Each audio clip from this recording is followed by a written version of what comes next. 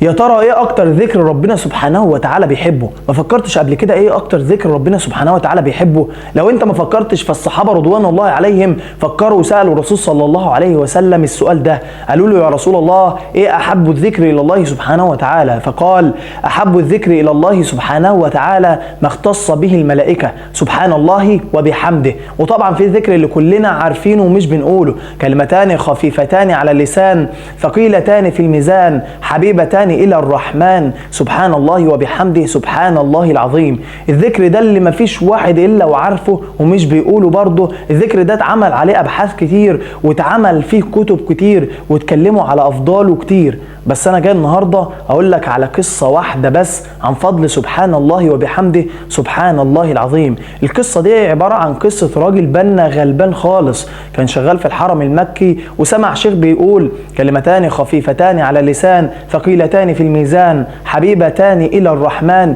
سبحان الله وبحمده سبحان الله العظيم. الذكر ده دخل في قلب الراجل على طول وحس بقيمة الذكر ده، وبقى ماشي في الشارع أي حد يقول له الرسول صلى الله عليه وسلم بيقول كلمتان خفيفتان على اللسان ثقيلتان في الميزان حبيبتان إلى الرحمن، سبحان الله وبحمده سبحان الله العظيم.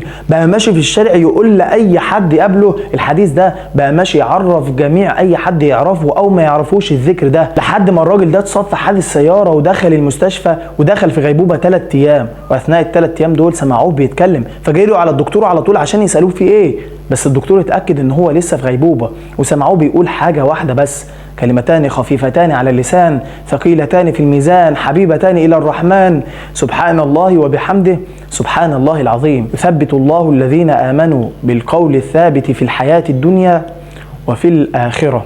ممكن ذكر واحد بس تطلع منه بالدنيا بحالها، ممكن ذكر واحد يثبت معاك بس في الدنيا ويكون كافي خالص عند ربنا سبحانه وتعالى ان هو يدخلك بسببه الجنة.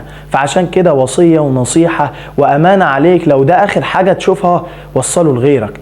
سبحان الله وبحمده سبحان الله العظيم. سلام.